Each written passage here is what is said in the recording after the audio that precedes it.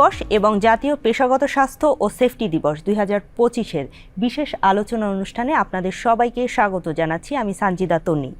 বাংলাদেশ টেলিভিশনের এই বিশেষ আলোচনা অনুষ্ঠানে আমরা আজ কথা বলবো শ্রমিকদের অধিকার নিয়ে।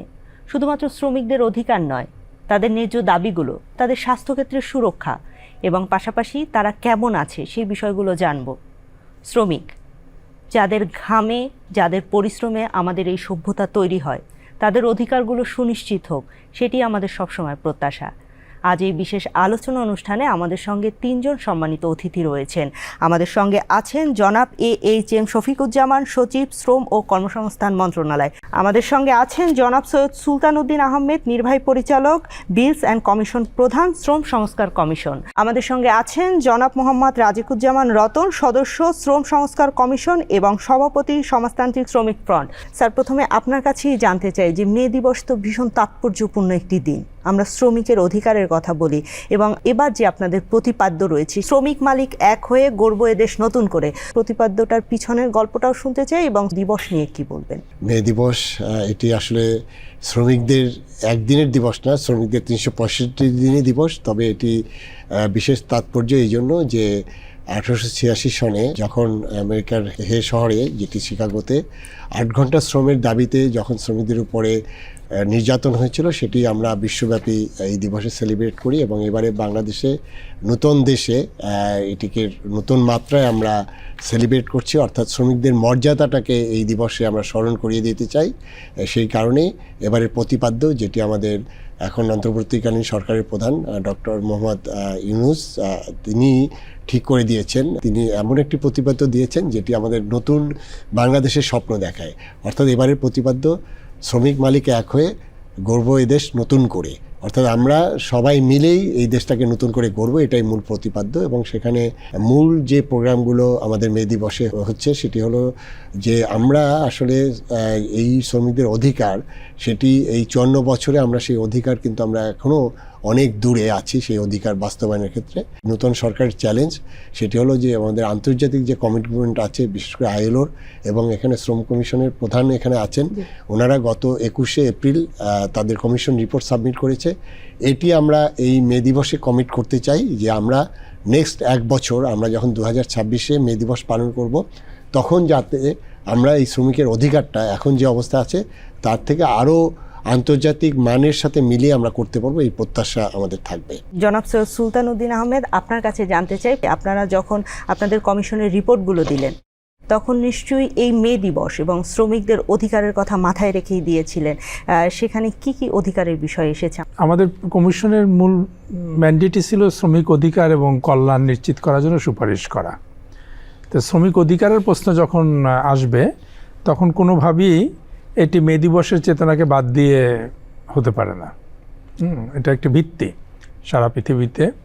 যখনই শ্রমিক অধিকারের কথা যেখানেই হয় এবং 1886 পরে যখনই উঠেছে তখনই মে দিবসের প্রশ্নটা এসেছে। এবং শুধু শ্রমিক অধিকার না, এটা খেয়াল রাখতে হবে যে মে দিবসটা আজকের বাংলাদেশের 24শে জুলাই বিপ্লবের যে মূল জন আকাঙ্ক্ষা, যে একটা বৈষম্যহীন বাংলাদেশ গড়া, সেক্ষেত্রেও কিন্তু মে দিবস একটা চেতনার অংশ। মে দিবসের যে মূল দাবিটাকে অনেক সময় বলা হয় যে এটি 8 ঘন্টা কর্মঘণ্টার দাবি, এটি মূল দাবি ছিল। কিন্তু মনে রাখতে হবে 8 ঘন্টা কর্মঘণ্টা মানে হচ্ছে মানুষকে দীর্ঘ কর্মঘণ্টার বন্দিত্ব থেকে মুক্ত করা, এবং এই মুক্ত করার মাধ্যমে মানুষ তার সৃজনশীলতা বাড়ায়, মানুষ সামাজিকভাবে সম্পৃক্ত হয়, মানুষের অন্যান্য সামাজিক কর্মকাণ্ডে যুক্ত হয়, সাংগঠনিক কর্মকাণ্ডে যুক্ত হয়। সুতরাং মে দিবসের চেতনাটা কিন্তু যে কোনো সীমাবদ্ধ ব্যাপার না এবং কোনো একটা দাবির ব্যাপার না। এজন্যই আমরা যখনই শ্রমিকদের নিয়ে কাজ করব তখন ঘুরে ঘুরে মে দিবসের চেতনা আসবে। আর কমিশনের পক্ষে মে দিবসের সবচেয়ে বড় যে বিষয়টা আমরা দেখেছিলাম সেটি হচ্ছে বাংলাদেশের সকল শ্রমিকের জন্য ন্যূনতম যে মৌলিক অধিকার থাকা দরকার সেগুলো যেন নিশ্চিত করা হয়। অনেক সময় খেয়াল করি না, অধিকাংশ শ্রমিক কোনো প্রকার আইনি সুরক্ষার বাইরে। 85 থেকে 90% শ্রমিক যারা কৃষি, যারা অপ্রাতিষ্ঠানিক সেক্টরে, যারা দিনমজুর, যারা হকার, রিক্সাওয়ালা, গৃহশ্রমিক, এরা কিন্তু কোনো সুরক্ষার মধ্যে নেই। এদের জন্য কোনো আইন নেই, এদের কোনো মজুরির মানদণ্ড নেই, এদের কোনো সামাজিক নিরাপত্তা কর্মসূচি নেই তাদের জন্য।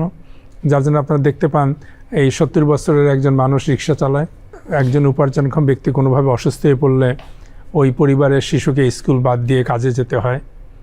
তো এই যে সুরক্ষার অভাব অধিকাংশ শ্রমিকের, এটা নিশ্চিত করা আমাদের ছিল প্রথম প্রতিপাদ্য। সেক্ষেত্রে কি আপনারা এদেরকে সামাজিক সুরক্ষার বলয়ের মধ্যে নিয়ে আসবেন? প্রথমত একটা শ্রমিক হিসাবে স্বীকৃতি, তাদের কাজের একটা নিশ্চয়তা, কারণ আমাদের এই 85% সুরক্ষার বাইরে আছে মানে তাদের কাজ এবং আয়ের কোনো নিশ্চয়তা নেই। একটা দেশে যদি 7 কোটি মানুষের কোনো কাজ এবং আয়ের নিশ্চয়তা না থাকে, ওই সমাজটাই তো একটা অস্থির সমাজ হয়ে যায়, একটা অনিশ্চিত সমাজ হয়ে যায়।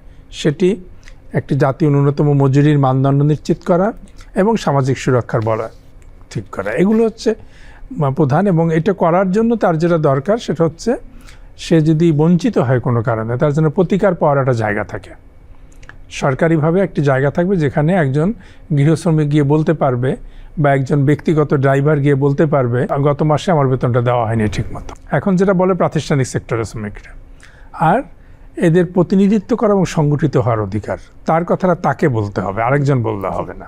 এইটা মূলত এগুলোই ধরেছি আমরা ভিত্তি। এর বাইরেও অনেকগুলো ভিত্তি ব্যাপার আছে, যেমন আমরা এবার খুব উল্লেখ করেছি যে আচরণের ক্ষেত্রে মর্যাদার দিকটা বিবেচনায় রাখতে হবে। এই যে কর্মক্ষেত্রে তুই তুমি বলা চলবে না, কারণ এর মাধ্যমে প্রথমেই আমরা শ্রমের মর্যাদার প্রতি একটা অবজ্ঞা করি। একজন মানুষকে তুই বলি, মনে হয় যেন তাকে আমরা করুণা করতেছি, সে একজন তুচ্ছতাচ্ছিল্য ব্যক্তি, এবং তার মাধ্যমে প্রতিষ্ঠানের ক্ষতি হয়। ওই লোকটা প্রতিষ্ঠানের প্রতি তাকে মানে খুব বেশি একাত্ম হয় না।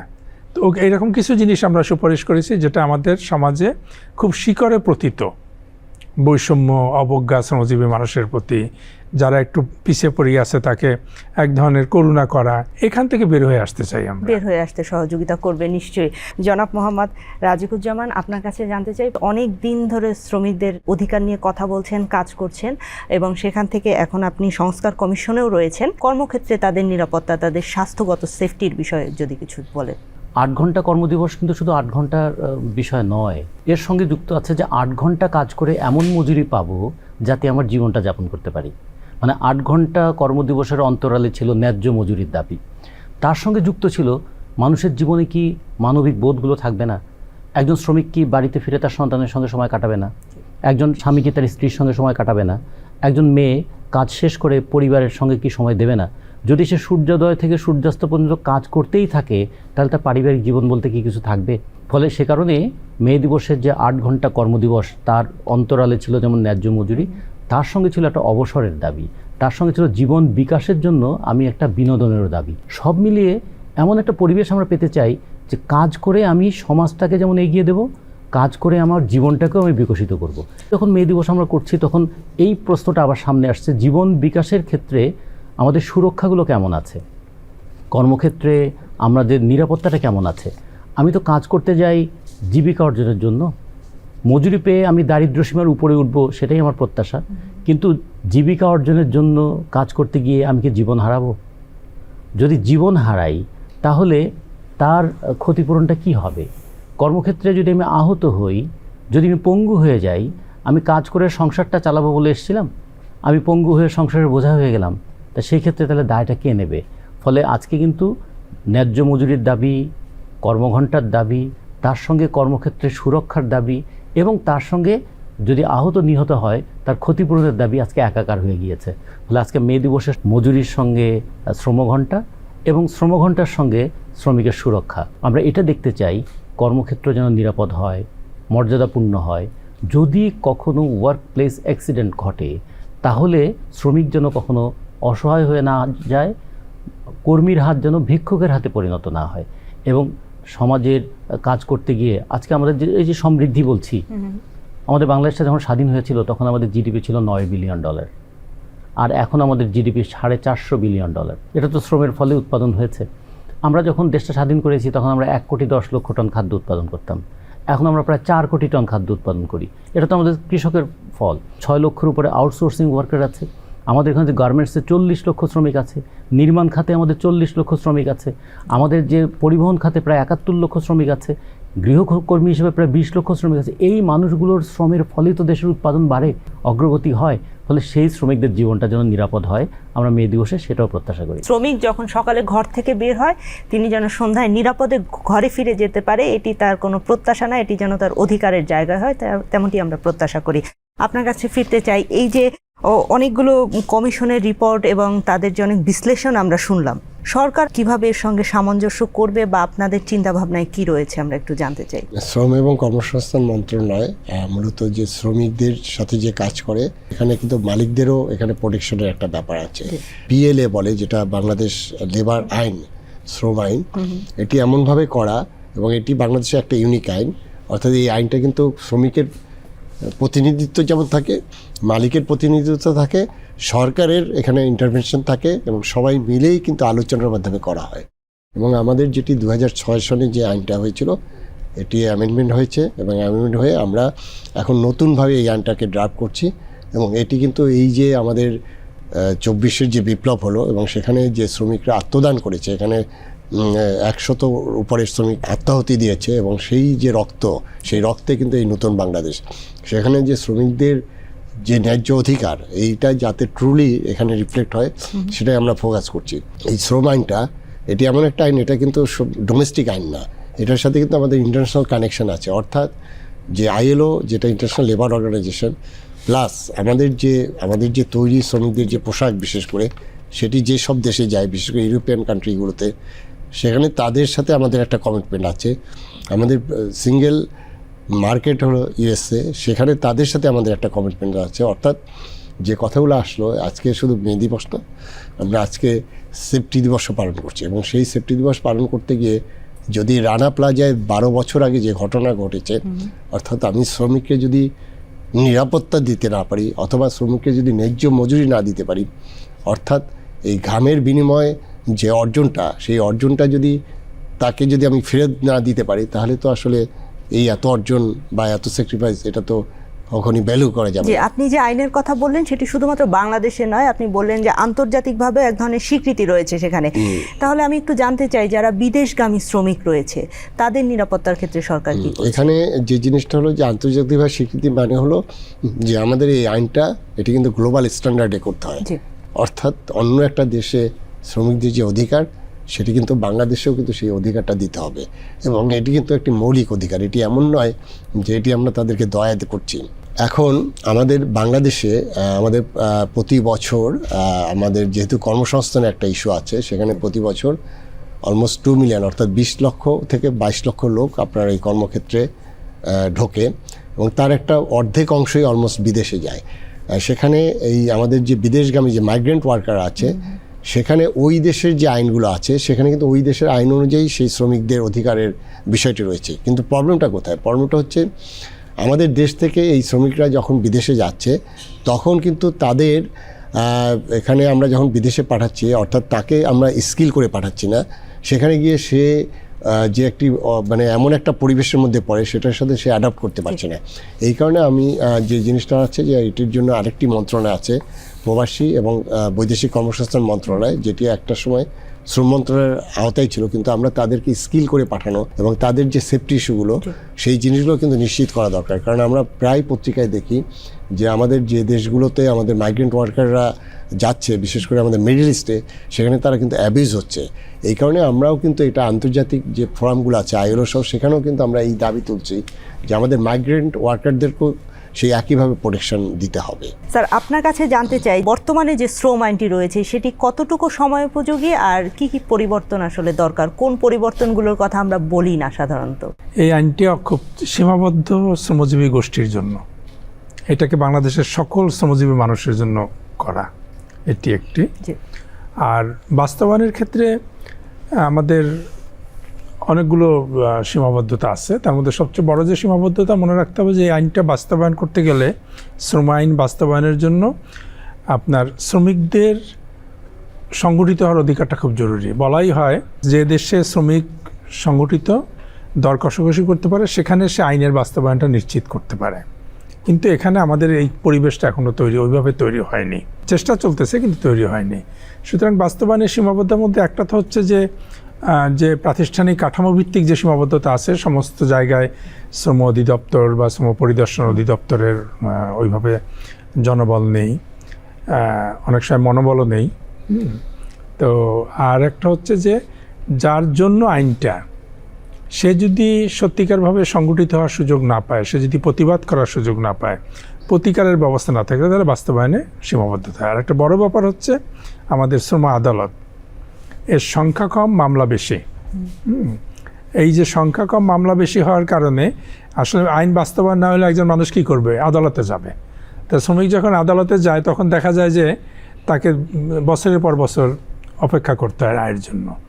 তো সব মিলিয়ে আমি যদি বলি এই চারটা হচ্ছে তিনি মনে মূল করছেন ব্যাপার। যে এই আইন দিয়ে আমার আসলে সুরক্ষা পাওয়া সম্ভব না। হ্যাঁ, অতএব এখানে প্রথমত হচ্ছে আইনটা সবাইকে যুক্ত করা, স্বীকৃতি দেওয়া।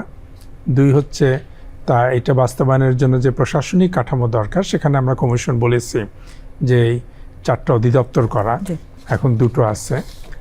আর আদালতের সংখ্যা বৃদ্ধি করা, আদালতকে আরও কার্যকরভাবে আদালত রায় দিতে পারে সেটা, কিন্তু চূড়ান্তভাবে যাদের জন্য আইন তাদেরকে সংগঠিত হওয়ার সুযোগ দেওয়া হয়। যেমন আপনি অভিবাসী শ্রমিকদের কথা তুলেছেন, এখানে দেখবেন এই অভিবাসী শ্রমিকরা কিন্তু দেশেও শ্রমিক না, যেখানে কাজ করে সেখানেও শ্রমিক না। এই জন্য আমরা বলেছি কমিশন যে যখনই সে নিবন্ধিত হবে বাইরে যাওয়ার জন্য, তাকে যেন শ্রমিক হিসেবে স্বীকৃতি দেওয়া। এখানে কি শ্রমিক সচেতন নয়, যিনি ব্যক্তি তিনি সচেতন নয়, নাকি সরকারের পৃষ্ঠপোষকতার জায়গায় খামতি আছে, নাকি আইনটাই তো নেই? এখানে সচেতন হয়ে তো লাভ নেই, যেতে আমি যদি আইনটাই না থাকে বিদ্যমান, তা আমি সচেতন হলাম। শ্রমক্ষেত্রে আপনি সচেতন করার পাশাপাশি তাকে সাংগঠনিক ব্যবস্থা দরকার, তার আইনি কাঠামো দরকার। নাহলে শুধু সচেতনতা অনেক সময় বিপদের কারণ হয়ে দাঁড়ায়। কারণ আপনি যখন দাবি করবেন তখন দেখা যাবে আইন আপনাকে সাপোর্ট করতেছে না। সচেতনতা অবশ্যই দরকার। আর এখনকার দিনে মানুষ অ্যাটলিস্ট নিজের ব্যাপারটা সম্পর্কে সচেতন, কিন্তু যেহেতু ব্যবস্থাটা তার সম্পূর্ণ তার বিপক্ষে। একজন গৃহ শ্রমিক জানে যে সে যে সারাদিন কাজ করতেছে, তার আসলে কয়েক ঘন্টা কাজ করা দরকার, কতটুকু বিশ্রাম, কত বেতন, তাকে যে অশোভন আচরণ করা যায় না, সে যে নির্যাতনের সুরক্ষা, এগুলো তো জানে সে, কিন্তু ব্যবস্থা তো তাকে সাহায্য করতেছে না। আমরা যখন নির্যাতনের চিৎকার যখন একদম দেওয়াল ভেদ করে বাইরে বেরোয়, তখন মানুষ অ্যাকশনে যায়। গৃহক্ষেত্রে যারা কাজ করছে তাদের কথা বলছিলেন। এর পাশাপাশি আমরা যদি নারী শ্রমিকদের কথা বলি, তাদের তো আসলে আলাদা ধরনের সুরক্ষার দরকার হয়, একটা সুরক্ষা বলয়ের মধ্যে তাদেরকে আনতে হয়। সেই ক্ষেত্রে আলাদা কোনো নীতিমালা দিচ্ছেন কিনা? একটা কর্মক্ষেত্র হতে হবে অবশ্যই হয়রানি মুক্ত এবং শোভন কর্মক্ষেত্র, মর্যাদাকর কর্মক্ষেত্র। আমরা ওই জন্যই বললাম না যে মর্যাদার প্রশ্নটা আমরা তো বড় করে দেখছি কেন? এর মাধ্যমে শুরু হয় তার অধিকার, তার সাথে মানে ব্যবহার, তার হয়রানি মুক্তি, সব কিছু এখান থেকে শুরু হয়। এবং এই জন্য একটা আন্তর্জাতিক একটা ILO কনভেনশনই আছে। শ্রম আইনটা মূলত তৈরি হয় আন্তর্জাতিক যে শ্রমমান আছে ILO কর্তৃক, তার উপর ভিত্তি করে দেশের সংবিধান সব মিলিয়ে। ILOর একদম সর্বশেষ কনভেনশনটাই হচ্ছে যে একটি হয়রানি মুক্ত কর্মক্ষেত্র। কর্মক্ষেত্র বলতে আমি শুধু কারখানা বুঝাচ্ছি না, যে বাড়িতে শ্রমিক কাজ করে সেটাও, প্রত্যেকটি কর্মক্ষেত্র, যেখানেই শ্রমিক, যেখানে একজন মানুষ কাজ করে, সেটি অবশ্যই মর্যাদাকর, শোভন এবং হয়রানি মুক্ত হতে হবে, নিরাপদ হতে হবে। স্যার, আপনার কাছে জানতে চাই, আমরা সেফটি ডের কথা বলছিলাম মে দিবসের পাশাপাশি, তো আমরা যদি সুরক্ষার কথাটাই বলি, বা এই দিবসগুলো যে পালন করা হচ্ছে, এগুলো আসলে শ্রমিকদের উপরে তাদের জীবনমান উন্নয়নের ক্ষেত্রে আসলে কতটা প্রভাব বিস্তার করে? যে কোনো কিছুর পেছনে থাকে আকাঙ্ক্ষা। মানুষের মধ্যে আকাঙ্ক্ষাটা তৈরি হলে তখন সে উদ্যোগী হয় এবং তখন সে নতুন কিছু সৃষ্টি করে। যে কারণে আমরা যদি বলি মানুষ যখন চায় তখন সে পথে নামে। এর আগে একটু যুক্ত করে নিই আমি, যে আমরা বলেছিলাম যে শ্রম আইন, যে কোনো আইনের সোর্স অফ ল কী হবে। আমরা বলেছি আমাদের শ্রম আইনের সোর্স অফ ল হচ্ছে আমাদের সংবিধান, আমাদের কী অধিকার দিয়েছে। 2, আমাদের ILOতে কোন কোন মানে আমাদের কনভেনশনগুলো আমরা রেটিফাই করেছি এবং কোনগুলো এখনও রেটিফাই করিনি। তার সঙ্গে আছে আমাদের universal declaration of human rights. এর সঙ্গে আছে জাতীয় এবং আন্তর্জাতিক নানা ধরনের কমিটমেন্ট। এই সবগুলো মিলে আমরা শ্রম আইনের একটা কাঠামো তৈরি করি। এই আইনটা প্রয়োগ করবে সরকার, এই আইনটা মেনে চলবে মালিক, এবং আইনটা মেনে চলবে শ্রমিক। ফলে এটার একটা ত্রিপক্ষীয় বিষয় থাকে, তৈরি করার ক্ষেত্রেও যেমন থাকে, মেনে চলার ক্ষেত্রেও। এখন আমরা যদি বলি সুরক্ষার প্রশ্নটা যখন আসে, সুরক্ষার ক্ষেত্রে তাহলে আইনটা কি হবে? সেটা কি শুধুমাত্র আইন দিয়ে সুরক্ষিত হবে? আইনের একটা বড় কাজ সুরক্ষা দেওয়া, কিন্তু আমাদের এখানে আইন মানে হচ্ছে শাস্তি দেওয়া। আমরা আইনের কথা বললেই মনে করি যে শাস্তি পাচ্ছি, কিন্তু আইনের তো বড় বিষয়টা হচ্ছে সুরক্ষিত হওয়া। সুরক্ষিত থাকবে কেমন করে? তার কর্মঘণ্টা, তার কর্মপরিবেশ, তার মজুরি, তার ছুটি, তার মাতৃত্বকালীন সুরক্ষা।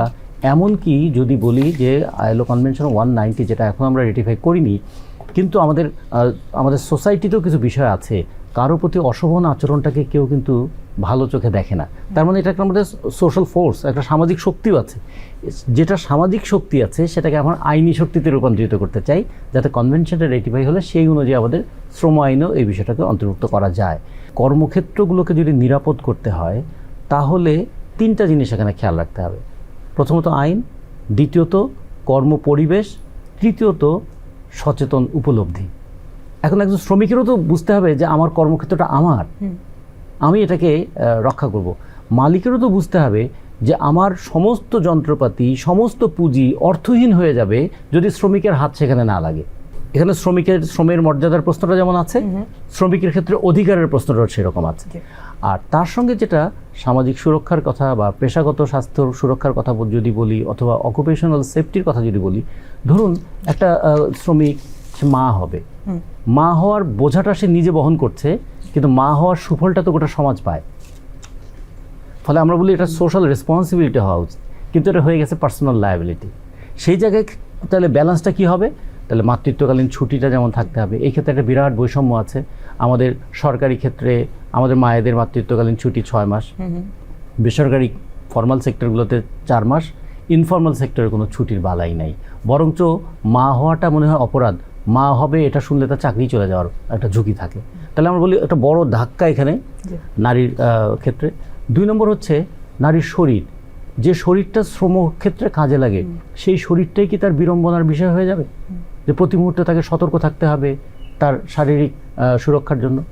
তৃতীয়ত হচ্ছে তার পরিবার, সে কারখানা থেকে বাসায় ফিরবে, ফেরার পথে সে নিরাপদ থাকবে কিনা, কিংবা বাড়িতে যে বাচ্চাটাকে সে রেখে গেছে সেই বাচ্চাটা নিরাপদ থাকবে কিনা। ফলে এই আমি যদি সুরক্ষা বলি, সুরক্ষার একটা কিন্তু সর্বব্যাপক একটা বিষয় আছে। ফলে আমরা শুধুমাত্র কর্মক্ষেত্র বলতে যেখানে কাজ করছে তা বুঝি না, যেখানে জীবনযাপন করছে সেটাও বুঝি। এ কারণে আমাদের পুরোটা মিলেই আমরা একটু বিবেচনা করতে চাই। নারীদের ক্ষেত্রে বিশেষত কয়েকটা বিষয় আমরা খেয়াল করেছি, যে মারা সন্তানসহ জীবনযাপন করেন, তাদের যেন প্রত্যেকটা শিল্পক্ষেত্রে ডরমিটরির ব্যবস্থা হয়, মায়েদের জন্য যেন বিশেষ হাসপাতালের ব্যবস্থা থাকে, কর্মক্ষেত্রে যেন নিরাপত্তা থাকে, হয়রানিমুক্ত একটা পরিবেশ যেন থাকে, এবং মর্যাদাপূর্ণ একটা কর্মক্ষেত্র যেন নিশ্চিত হয়। জি, সেটি আমাদের প্রত্যাশা। যে সুলতান স্যার যেটি বলছিলেন, যে এই যে আমরা সুরক্ষার কথা বলছি, পাশাপাশি শ্রমিকদের অধিকারের জন্য যে সংগঠনগুলো দরকার, সেই সংগঠনগুলো পর্যাপ্ত নেই বাংলাদেশে। কেন তাদের ভয়েসটা আমরা পাই না সবসময় সেভাবে? আইনে কি ধরনের প্রতিবন্ধকতা থাকার কারণে শ্রমিকরা ট্রেড ইউনিয়ন করতে পারে না, সেটার একটা দিক যেমন আমরা কমিশনে সুপারিশ দিয়েছি যে অন্তত 20 জন শ্রমিক একত্রিত হলে একটা ইউনিয়ন করতে পারবে, এইরকম একটা বিধান থাকা উচিত। 2 নম্বর, মালিকরা সবসময় শ্রমিক সংগঠনকে প্রতিপক্ষ মনে করে, তারা নিজেরা সংগঠিত থাকতে খুব পছন্দ করেন এবং শ্রমিকদেরকে অসংগঠিত রাখতে খুব পছন্দ করেন।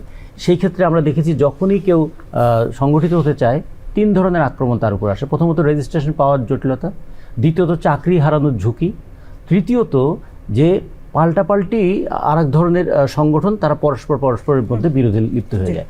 আমরা এই জন্য বলেছি যে সংগঠিত হওয়ার যে অধিকারটা আমাদের আইএলও কনভেনশন 87-এ আছে, এবং শ্রমিকদের দর কষাকষি করার অধিকার যেটা 98 আছে, সেই অনুযায়ী আমাদের শ্রম আইনটাকে আর একটু আধুনিক করতে হবে, আর একটু গণতান্ত্রিক করতে হবে। যে দেশের 7,40,00,000 শ্রমজীবী মানুষ, তারা যদি গণতান্ত্রিক অধিকারটা চর্চা করতে না পারে, তাহলে সেই দেশে গণতন্ত্র চর্চা হবে কেমন করে? শ্রমিকদের গণতান্ত্রিক অধিকারের সঙ্গে দেশের গণতন্ত্র চর্চাটা ওতপ্রোতভাবে যুক্ত। স্যার, আপনার কাছে জানতে চাই, আমরা এবছরের প্রতিপাদ্য যদি দেখি, শ্রমিক মালিক এক হয়ে গড়ব এদেশ নতুন করে, শ্রমিক মালিককে আসলে এক হয় কিনা, নাকি দুপক্ষ, মানে এদেরকে এক কিভাবে করা যায়? শ্রমিক মালিক দুটো পক্ষ, কিন্তু এই এক করারই প্রক্রিয়া শ্রম আইন একটা অংশ। যদি শ্রম আইনের যথাযথ প্রয়োগ হয় এবং শ্রমিক অধিকারটা নিশ্চিত হয়, তাহলে দেশ গড়ার ক্ষেত্রে, কারখানা সচল রাখার ক্ষেত্রে একটা তার এক হতে পারে। অনেকগুলো শর্তাধীন, এগুলো স্লোগান একটা বিষয়, স্লোগান হয়তো আপনাকে উদ্দীপ্ত করে, কিন্তু ওই শর্তগুলো পূরণ করতে, উপাদানগুলো পূরণ করতে। তার মধ্যে একটা সবচেয়ে বড় উপাদান হচ্ছে যে আপনার তার যে মৌলিক অধিকারগুলো সেগুলো নিশ্চিত করা, ওখানে এমন একটা ব্যবস্থা রাখা যাতে এক হওয়ার যে মৌলিক আর একটা ভিত্তি, সংলাপ, আলোচনা, কোনো অসন্তোষ হলে সেটা নিরসনের ব্যবস্থা সেটা থাকা দরকার। আরেকটা হচ্ছে বাংলাদেশকে নতুন করে গড়বে তার যে সুফলটা, এটার যেন ন্যায্য হিস্সাটা আমি পাই।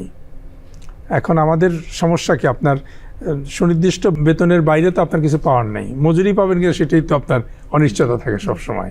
সুতরাং এই যে ব্যবস্থাটা যদি বিদ্যমান না থাকে, যে আমার কারখানা যদি 5 টাকা লাভ করে, আমি হয়তো বছর শেষে 5 পয়সা পাবো অতিরিক্ত, সেই বিদ্যমানটা থাকতে হবে। কিন্তু অর্থাৎ এটা ওই উপাদানগুলোর উপর নির্ভর করবে, এরা কতখানি কাছাকাছি আসতে পারবে, কতখানি সম্মিলিতভাবে প্রতিষ্ঠান এবং আপনার দেশকে গড়তে পারবে। আমার দেশ এর উন্নয়নের পাশাপাশি যদি আমার পরিবারের উন্নয়ন আমি না দেখি, আমি যদি আমার সন্তানের শিক্ষার উন্নয়ন না দেখি, আমি যদি আমার স্বাস্থ্যের নিশ্চয়তা না দেখি, তাহলে তো আমি একাত্ম হব না।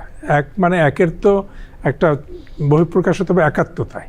যদি পেশাগত স্বাস্থ্যের কথা বলি, সেখানে যারা বিশেষত কারখানার শ্রমিক রয়েছেন, কিংবা আমাদের দেশে অসংখ্য রিক্সা শ্রমিক রয়েছেন, যানবাহনে যারা চাকরি করে থাকেন কিংবা যানবাহন চালিয়ে থাকেন, সেই শ্রমিকদের যে স্বাস্থ্য সুরক্ষার কথা বলি, তাদের নিয়মিত স্বাস্থ্য চেক আপের বিষয়টি চলে আসে, সেটিকে কিভাবে গুরুত্ব দেওয়া যায় বা সেটিকে কিভাবে সুরক্ষার মধ্যে আনা যায়? আমরা এবার কমিশনের রিপোর্টে বলেছি যে রাসায়নিক দ্রব্যাদি নিয়ে যারা কাজ করে তাদের প্রতি বছর স্বাস্থ্য চেক আপ করতে হবে, এক।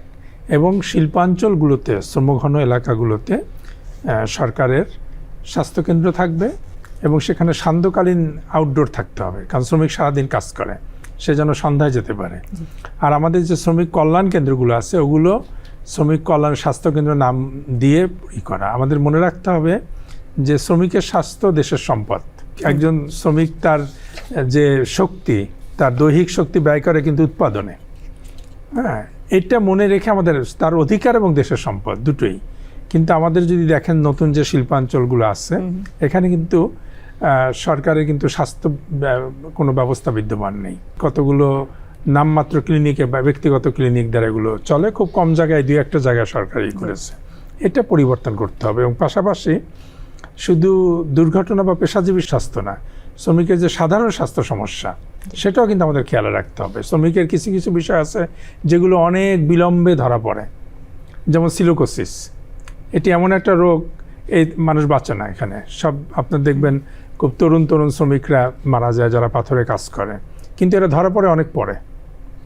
অর্থাৎ নিয়মিত স্বাস্থ্য চেক আপটা শ্রমিকদের একদম একটা প্রতিষ্ঠানের রুটিন ওয়ার্কের অংশ হওয়া উচিত এবং সরকারের স্বাস্থ্য যে কার্যক্রম আছে এর অংশ হওয়া উচিত, যে প্রত্যেক মানুষ শ্রমিক তার বছরে একবার স্বাস্থ্য চিকিৎসা করবে। এই জন্য একটা সামাজিক স্বাস্থ্য বিমাও হতে পারে।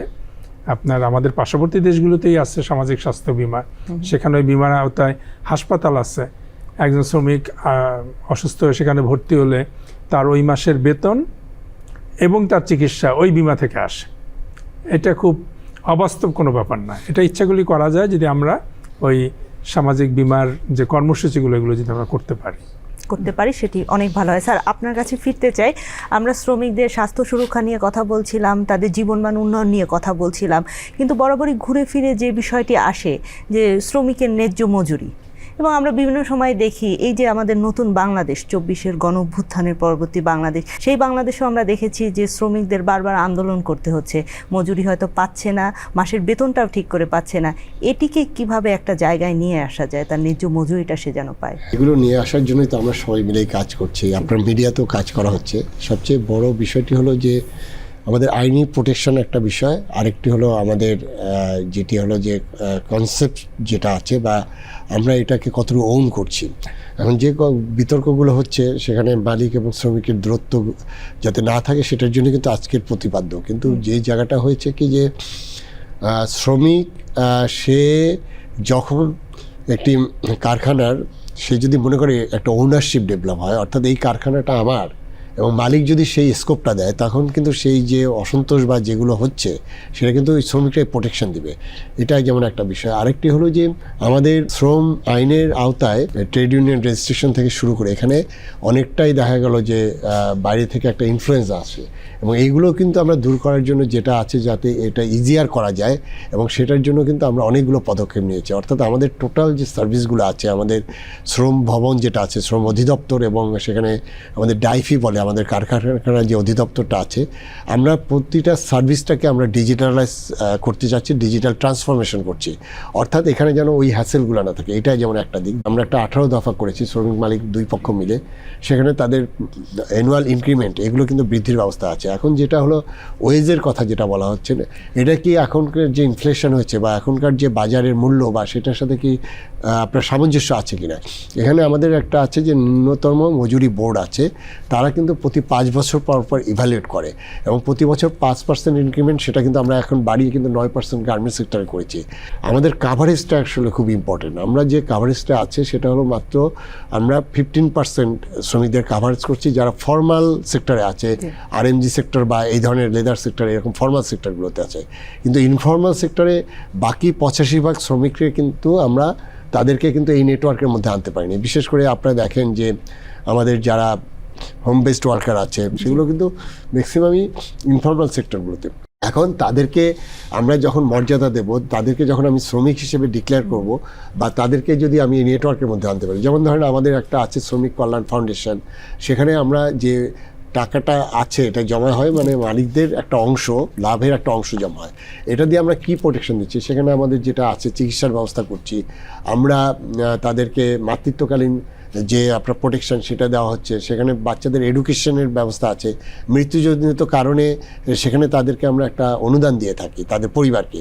এখন এটি কি যথেষ্ট কিনা এবং এই নেটওয়ার্কের মধ্যে আমি কতটুকু আনতে পেরেছি সেটা খুব ইম্পর্টেন্ট। আরেকটি জিনিসটা আছে যে আপনার শ্রমিকের স্বাস্থ্য বা তার সেফটি, এটা এতটা ইম্পর্টেন্ট যে একটা শ্রমিক সে কিন্তু যখন স্কিল হয়ে যায়, সে যদি কর্মক্ষেত্রে গিয়ে যদি একটা দুর্ঘটনায় পতিত হয়, সে কিন্তু সারা জীবন তার পরিবারটা এই ভারটা বহন করছে।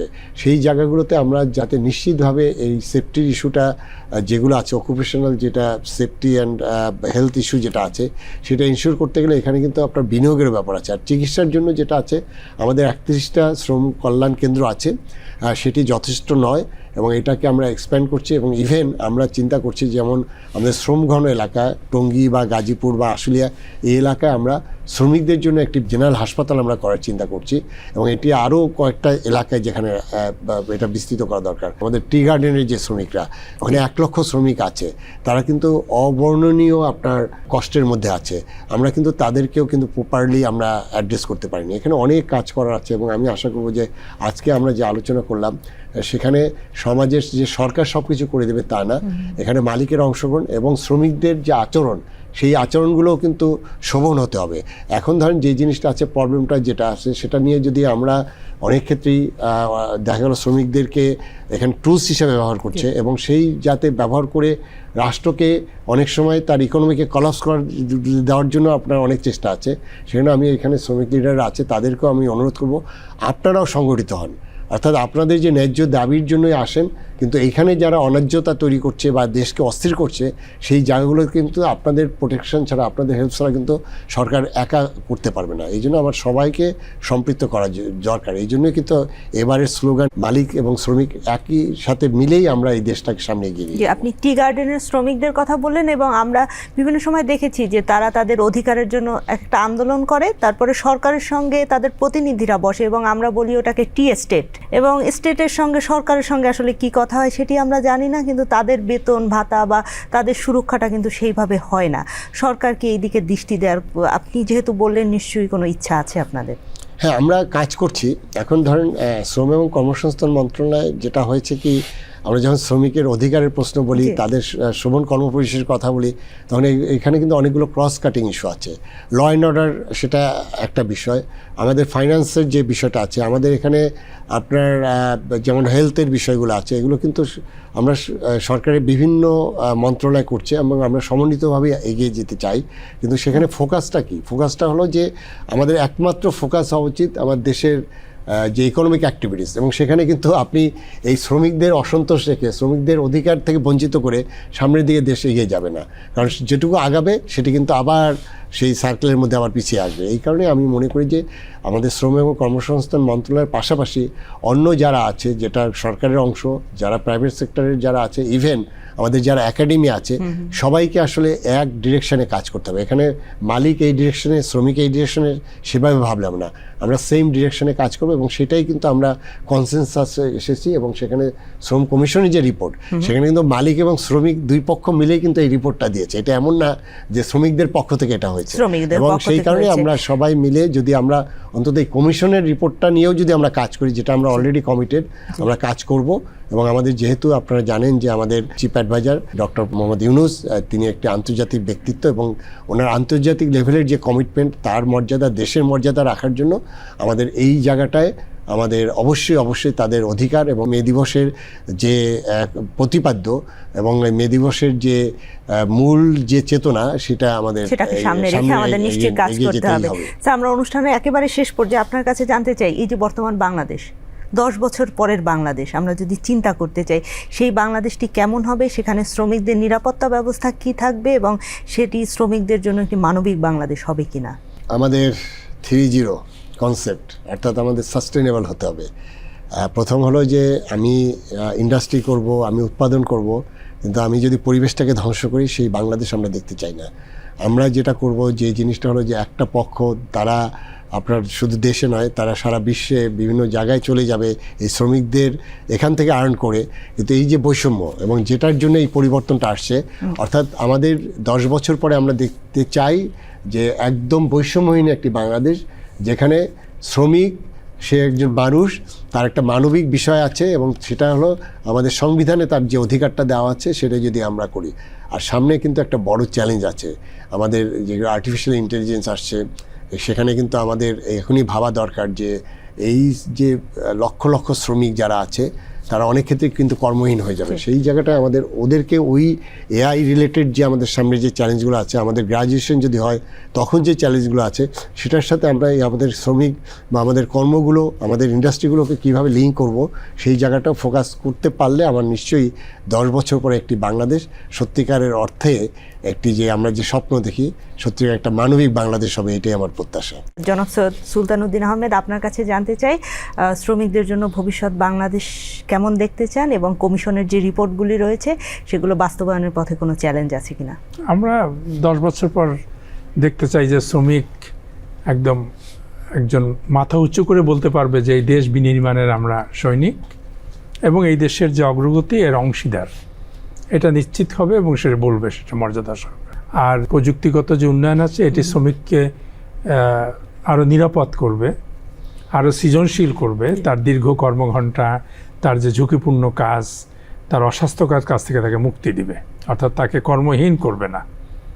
এরকম একটা বাংলাদেশ দেখতে চাই। স্যার, আপনার কাছে জানতে চাই, শ্রমিক দিবসে অনেক বিষয় নিয়ে কথা হলো, আপনারা অনেক বিষয় আলোকপাত করলেন। সেখানে যদি আমি জানতে চাই, যেমনটি ভবিষ্যৎ বাংলাদেশের কথা জানতে চাচ্ছিলাম, পাশাপাশি বাংলাদেশ এত জনবহুল একটি দেশ, এখানে অনেক শ্রমিকেরই অনেক সময় কর্মসংস্থান থাকে না, চাকরি চলে যায়, কাজ থাকে না, তাদের যে নিরাপত্তা রয়েছে, সামাজিক নিরাপত্তার দরকার রয়েছে, সে বিষয়ে কিছু বলতে চান কিনা? আমরা একটা জিনিস খেয়াল করব, মানুষ শুধু কিন্তু মুখ নিয়ে জন্মগ্রহণ করে না, পেট নিয়ে জন্মগ্রহণ করে না। তার একটা মাথা থাকে, দুটো হাত থাকে, ফলে তার হাতটাকে যদি কাজে লাগানো যায় আর মাথাটাকে যদি বিকশিত করা যায়, দক্ষতা উন্নয়ন করা যায়, তাহলে এই জনসংখ্যা আমাদের একটা জনসম্পদ। গোটা পৃথিবীতেই কিন্তু আমরা এখন প্রমাণ করেছি বাংলাদেশকে বলে ডেমোগ্রাফিক ডিভিডেন্ডের দেশ, মানে এই জনশক্তি একটা জনসম্পদে রূপান্তরিত হচ্ছে।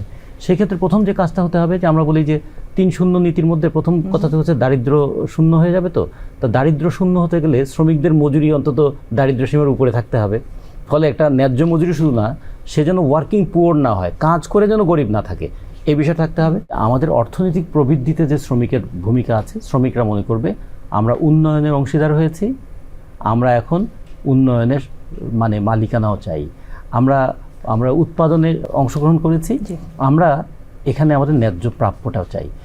শ্রমিক যেন কখনো মনে না করে তার গণতান্ত্রিক অধিকার ক্ষুণ্ণ হয়েছে, তার মানবিক অধিকার ক্ষুণ্ণ হয়েছে, অর্থনৈতিকভাবে সে দরিদ্র হয়েছে।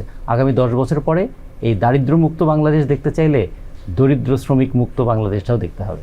বাহ, চমৎকার বলেছেন। আপনাদের 3 জনকে অসংখ্য ধন্যবাদ। আজকের মতো আয়োজনটি শেষ করতে হচ্ছে। প্রিয় দর্শক, আমরা শ্রমিকদের অধিকার নিয়ে কথা বলছিলাম, তাদের স্বাস্থ্যগত সুরক্ষা নিয়ে কথা বলছিলাম। এই সভ্যতা তৈরি হয় শ্রমিকদের হাতে। তাদের হাত আরও শক্তিশালী হোক, তারা আমাদের দেশকে বিনির্মাণ করুক এবং তাদের অধিকারগুলো তারা সবসময় পাক, সেই প্রত্যাশাই আজকের মতো শেষ করছি। শুভকামনা সবার জন্য।